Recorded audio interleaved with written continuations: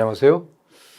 2021년 제3회 8월 14일 날 산업안전기사 시험에 대해서 총평을 하게 될 이성찬입니다. 해커스에서 강의를 하고 있는 이성찬입니다. 자, 먼저 6개 과목 120문제가 나왔죠. 그 중에서 120문제 중에서 분석을 해봤었더니 거의 기출문제에서 104문제, 약간 좀 신출, 새롭게 출제된 문제가 한 16문제 정도 이렇게 나타나고 있습니다. 그러다 보니까 거의 기출문제에서 85%가 나왔다고 볼 수가 있겠습니다. 그리고 전반적인 난이도는 약간 좀 생소한 문제, 계산 문제에서 한 두세 문제 정도가 좀 어려운 문제가 있었지만 참 평이하게 쉽게 출제가 됐다. 그래서 상중하로 얘기를 한다고 하면은 한 중 정도 이런 수준이 되지 않나 이렇게 생각이 됩니다. 자, 그러면 이제 6개 과목 한 과목당 이렇게 좀 얘기를 해보도록 하겠습니다. 산업안전관리로는 아주 쉽게 나왔죠. 거의 기출문제에서 18문제쯤이 나왔고요. 신출문제가 뭐 2문제, 계산문제는 뭐 1문제 정도 이렇게 출제가 됐어요.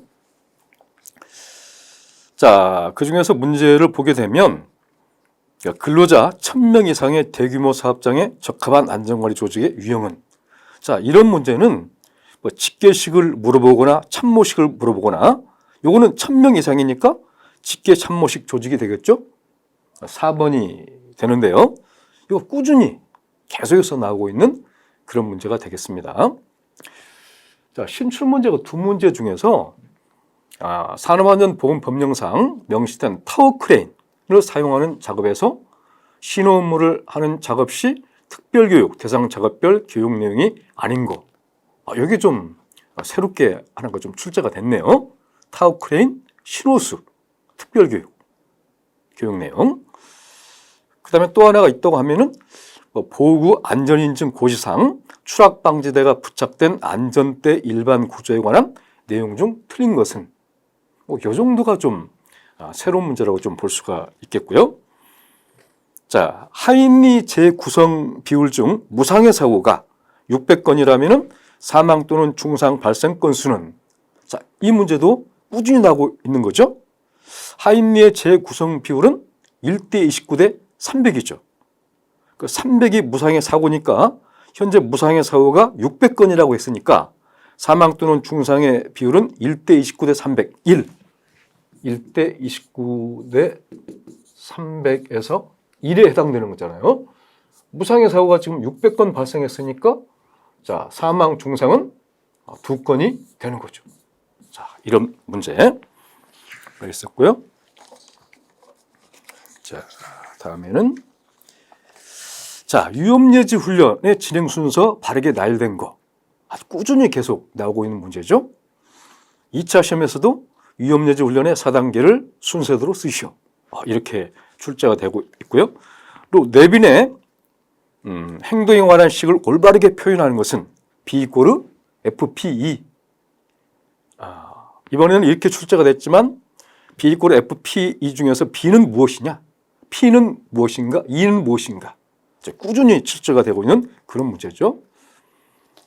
자, 또한 문제, 사망성 누발자의 재유발 원인이 아닌 것은, 요거는 뭐 금년도 그 2회 시험에서도 출제가 됐고요. 계속해서 잘 나오는 그런 내용이 되겠습니다. 계산 문제가 딱 한 문제 있었죠. A 사업장의 조건이 다음과 같을 때 A 사업장에서의 연간 재해 발생으로 인한 근로손실 일수는, 보통 문제가 강도율을 구하시오, 또 도수율을 구하시오, 연천인율을 구하시오, 이런 문제가 주로 출제가 됐었는데 약간 좀 응용을 했죠. 강도율을 0.4 주어주고 근로자 수 1000명 주어지고 연 근로시간 수 2400시간 주어지고 약간 응용해서 풀 수 있는 문제, 근로손실 일수 이런 문제가 나왔습니다. 자, 산업안전관리론은 비교적 계속 쉽게 출제가 되는 부분입니다. 그런데 아주 범위가 넓죠. 산업재해 예방, 재해 및 안전점검, 안전인증, 또 산업안전 심리, 안전보건 교육, 안전보건 표지, 또 보호구 이런 것들이 총망라되어 있다 보니까 아주 범위가 넓죠. 자, 산업안전관리론은 2차 시험, 실기시험에서도 아주 비중이 높은 그런 과목이 되겠습니다. 자, 다음에는 이제 인간공학 및 시스템 안전공학으로 한번 넘어가 볼까요? 자, 인간공학 및 시스템 안전공학은 좀 어렵다고 생각될 수도 있는데 거의 기출문제에서 16문제가 나왔고요. 신출문제에서 4문제 정도가 나왔습니다. 좀 계산 문제가 좀 한 4문제, 보통 2문제, 3문제 이렇게 나오는데 이번에 4문제가 나왔고 그 중에서 계산 문제 중에서 총 정보량을 구하는 문제, 옥스퍼드 지수를 구하는 문제, 또 신뢰도를 구하는 문제는 좀 쉽게 풀 수 있는 그런 문제였고요. 명료도 지수를 구하는 그런 계산 문제가 하나 있었습니다. 이건 좀 생소하고 좀 약간 좀 어렵다고 좀 생각이 되네요. 몇 가지 좀 살펴보겠습니다. 일반적인 시스템의 수명 곡선, 욕조 곡선에서 고장 형태 중 증가형 고장률을 나타내는 기간으로 옳은 것은? 이것도 꾸준히 나오는 문제고 제가 본 강의에 있어서 아주 강조를 했었던 내용이죠. 증가형 고장률을 나타내는 거, 요거는 마모 고장 기간이 되는 거죠. 초기 고장, 우발 고장, 마모 고장이 있죠. 증가형. 자, 또 한 문제는 FTA에 대한 설명으로 가장 거리가 먼 것은? 이런 문제. 정성적 분석만 가능하다? FTA는 정성적, 정량적 분석이 다 가능한 거죠. 그래서 정성적 분석만 가능하다. 이게 답이 되겠네요. 또 FT도에서 최소 컷셋을 올바르게 구한 것은? 최소 컷셋을 구하는 문제, 또 꾸준히 잘 나오고 있는 문제가 되겠어요. 자, 제가 또 본문 강의할 때 아주 강조했었던 내용이었었는데 또 이번에 역시 출제가 됐습니다. 일반적으로 인체 측정 장치의 최대 집단치를 기준으로 설계하는 것은? 최소 집단치 기준 설계, 최대 집단치 기준 설계가 있는데 선반의 높이, 공구의 크기, 안내 데스크의 높이, 출입문의 크기는 최대 집단치를 기준으로 하는 것이죠. 출입문의 크기가 답이 되겠습니다. 그 다음에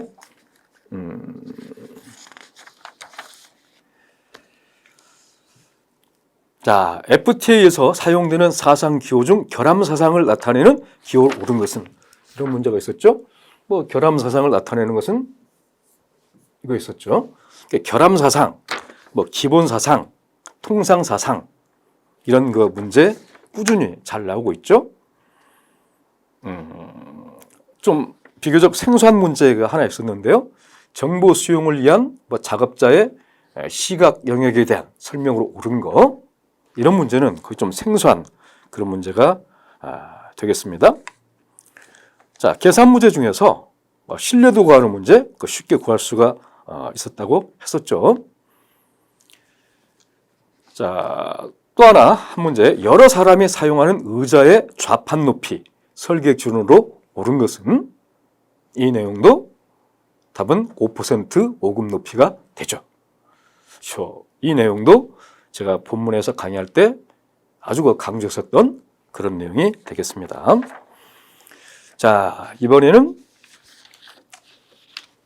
이제 기계로 넘어가 볼까요? 자, 기계위험 방지 기술에서는 정통적으로 좀 쉽게 나오는 그런 분야가 되겠는데 거의 기출문제가 18문제, 심출문제가 2문제 이렇게 좀 되네요. 그리고 뭐 계산 문제는 한 3문제. 자, 이렇게 나왔습니다.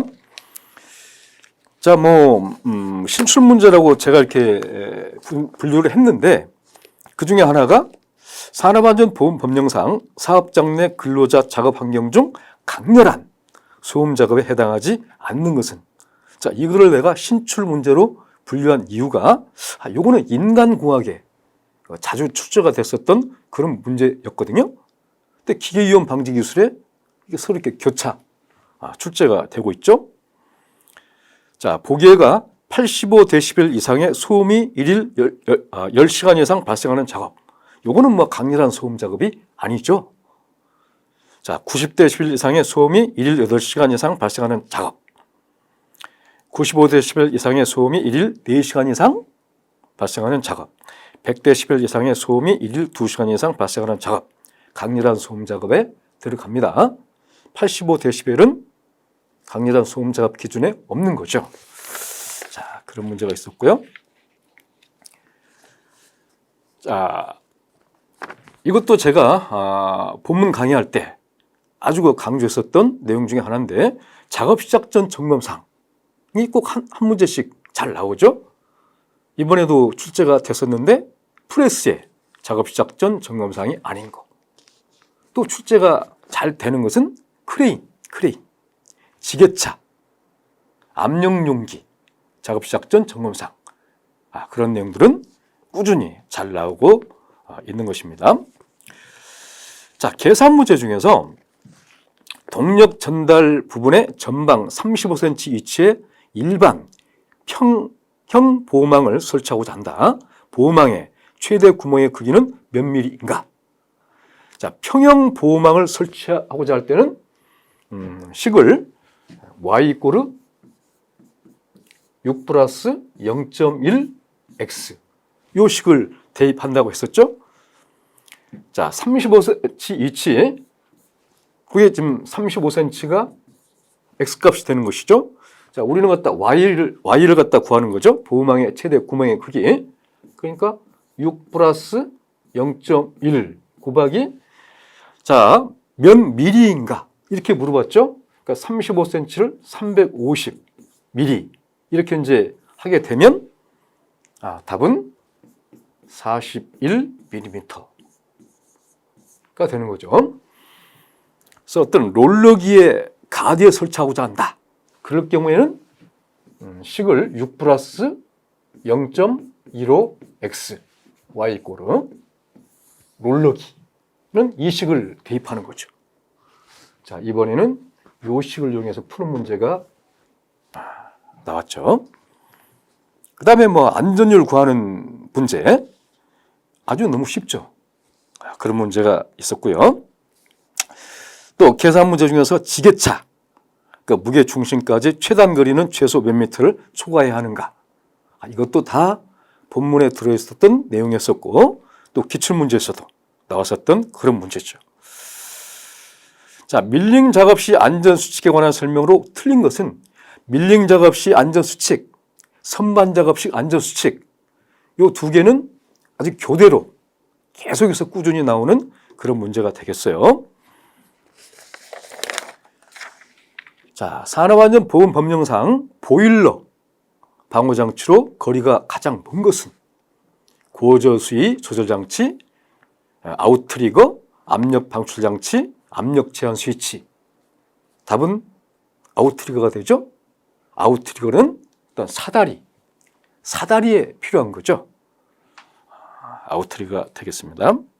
자, 그 다음에 또 하나, 회전하는 부분에 접선 방향으로 물려 들어갈 위험이 존재하는 점으로 주로 체인, 풀리, 벨트, 기어와 렉 등에서 형성되는 위험점은, 자, 이런 문제가 있었네요. 이거는 이미 문제에 답이 들어있네요. 회전하는 부분에 접선 방향으로 물려 들어갈, 그러니까 접선 물림점이죠. 체인 분리 벨트 기어. 제가 이 문제를 갖다 언급하는 이유는 2차 시험에서도 접선 물림점, 협착점, 기임점, 절단점 이 그림을 그려놓고 쓰는 문제이거나 또 끼임점, 접착점의 정의 이런 문제는 2차 시험에서도 아주 잘 나오는 거죠. 자, 다음에는 제 4과목 전기로 한번 가볼까요?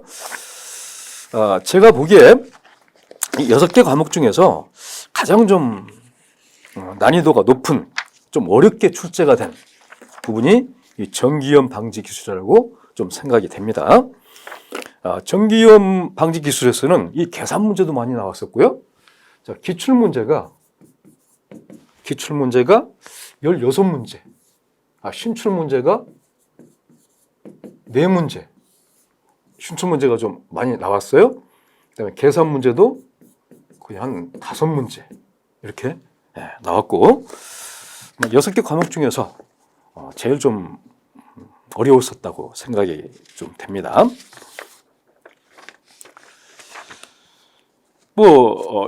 신출 문제로서는 정전기 재해를 예방하기 위해 설치하는 제전기의 재전 효율은 설치 시에 얼마 이상이 돼야 하는가? 이런 문제. 또 주택용 배선 차단기 B타입의 경우 순시 동작 범위는 이러한 문제는 지금까지 출제가 된 적이 없었던 아주 신출 문제가 되죠.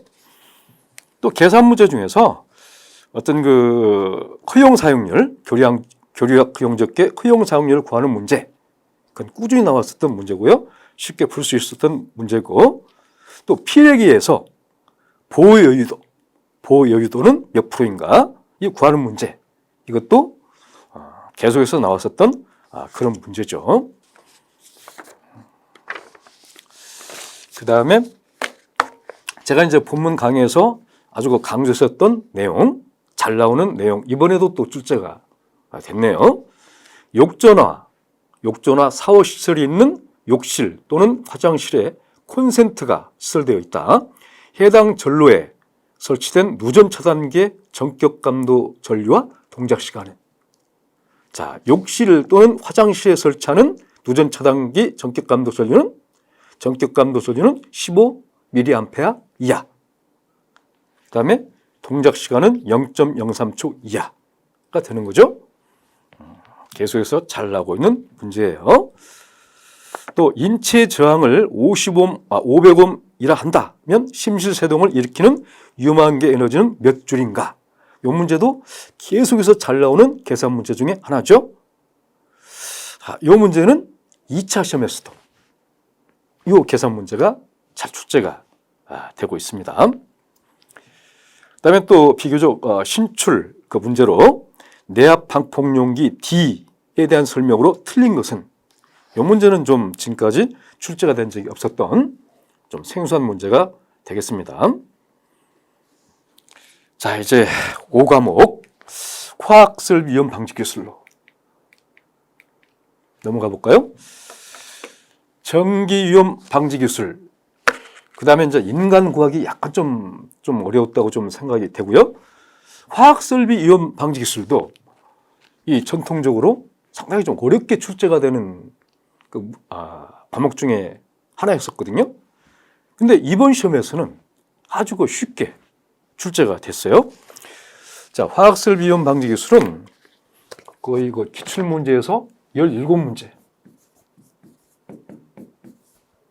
그다음에 신출 문제에서 3문제. 다른 회차 시험에서는 이 신출 문제가 이 화학 설비 위험 방지에서 좀 많이 나오는 편인데 거의 3문제밖에 나오지 않았고요. 계산 문제가 3문제 이렇게 좀 출제가 됐네요.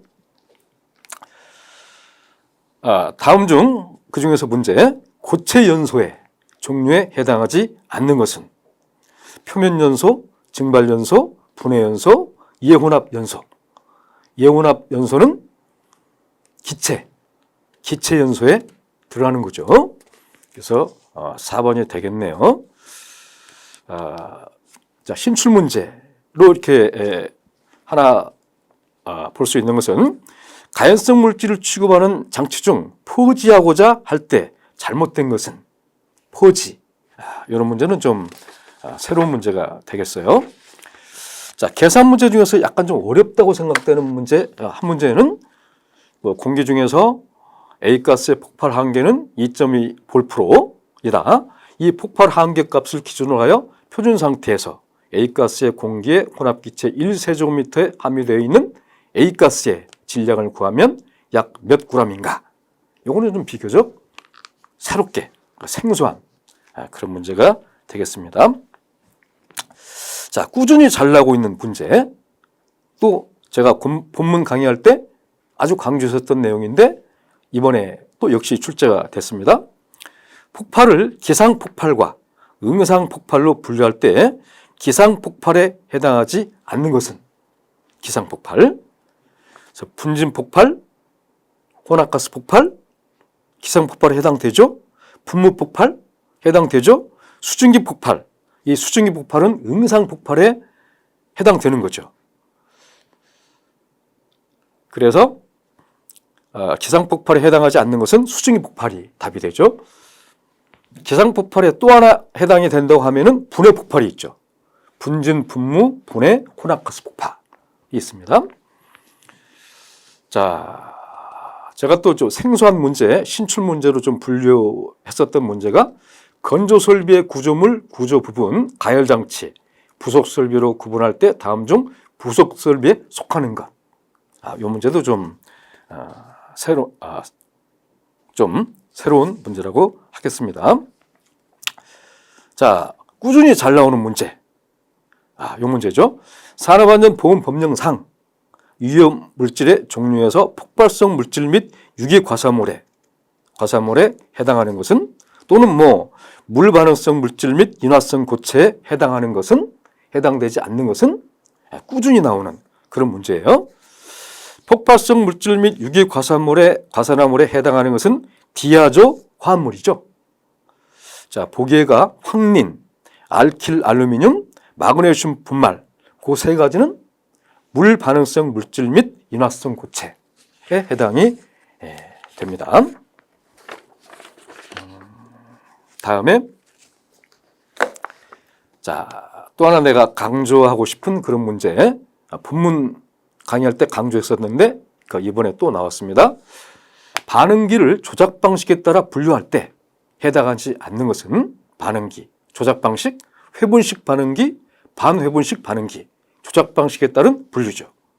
연속식 반응기, 조작 방식에 따른 분류예요.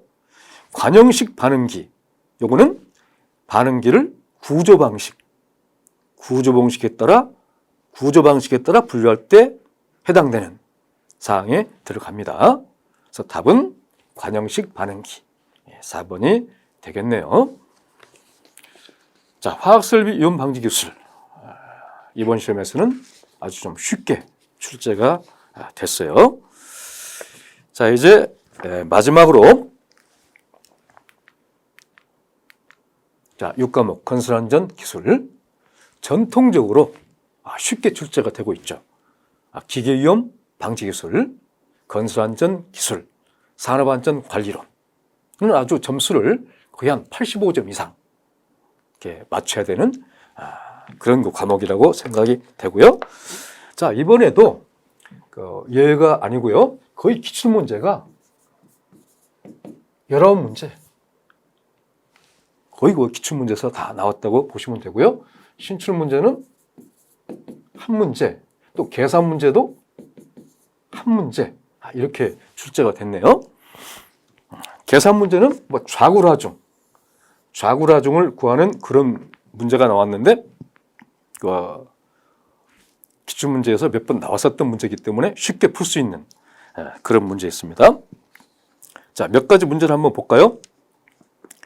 건설 현장에서 사용되는 작업발판 일체형 거푸집의 종류에 해당되지 않는 거. 꾸준히 나오고 있죠? 깽폼, 슬립폼, 클라이밍 폼, 또 하나는 터널 라이닝 폼이 있죠. 유로폼은 작업발판 일체형 거푸집에 해당되지 않죠? 그래서 답은 유로폼이 되겠습니다. 콘크리트 타설 작업을 하는 경우 준수해야 할 사항으로 옳지 않은 것은 이것도 꾸준히 출제가 되고 있는 그런 문제예요. 콘크리트 타설 작업 시 준수 사항은 또 2차 실기시험에서도 잘 나오고 있죠. 자, 또 한 문제. 근로자의 추락 등의 위험을 방지하기 위한 안전난간의 설치 기준으로 옳지 않은 거. 꾸준히 출제가 되고 있는 그런 문제가 이번에도 또 나왔습니다. 또 계속해서 나오는 문제. 산업안전보험법령에 따른 유해위험 방지계획서 제출 대상 공사로 볼 수 없는 거, 볼 수 있는 거 계속해서 나오고 있고, 이 문제는 인간공학에서도 출제가 될 수가 있는 거죠. 자, 파이프 서포트의 자구라중 구하는 그 계산 문제가 유일하게 한 문제 계산 문제로 출제가 됐네요. 또 한 문제 볼까요? 추락 방지용 방망 중 그물코의 크기가 5cm인 매듭방망 신품의 인장 강도는 최소 몇 킬로그램 이상이어야 하는가? 답은 110kg 이상이어야 되죠? 110인데 그물코의 크기가 10cm인 경우, 5cm인 경우 교대로 계속해서 잘 나오는 그런 문제가 되겠어요. 자, 다음에 또 한 문제 보도록 할게요. 강관 비계를 사용하여 비계를 구성하는 경우 준수해야 할 기준으로 옳지 않은 거. 이 문제도 금년 들어서 2회 시험에서도 나왔었고요. 3회 시험에 또 그대로 나왔네요. 자, 비계 기둥의 간격은 띠장 방향에서 1.85m 이하, 장선 방향에서는 1.5m 이하로 할 거. 맞죠? 띠장 간격은 2.0 미하로 할 거. 이것도 맞죠? 비계 기둥의 제일 윗부분으로부터 31m 되는 지점 부분의 비계 기둥은 2개 관관으로 묶어 세울 것. 그 2회 시험에서는 31m 되는 지점 밑부분의 비계 기둥은 3개의 관관으로 묶어 세울 것. 그래서 그것을 답으로 하는 문제가 출제가 됐었는데 이 내용은 현재 맞네요. 4번이 답인데 비계 기둥 간의 적재하중은 600kg을 초과하지 않도록 할 것, 600kg이 아니라 400kg을 초과하지 않도록 할 것이죠. 자, 한 문제만 마지막으로 더 보겠습니다. 제가 본문 강의할 때 아주 강조했었던 것이고 이번에도 출제가 됐었던 또 그런 문제예요. 발파 작업 시 암질 변화 구간 및 이상 암질의 출현 시 반드시 암질 판별을 실시해야 하는데 이와 관련된 암질 판별 기준과 가장 거리가 먼 것은 RQD 맞죠? 탄성파 속도 맞죠? 전단 강도가 아니라 일축 압축 강도가 맞는 거죠. 그러니까 전단 강도는 아닌 거죠. 답이에요. RMR. 또 하나가 있다고 하면은 진동치 속도. 또 해당이 되는 거죠. 그래서 전단 강도가 답이 되겠습니다.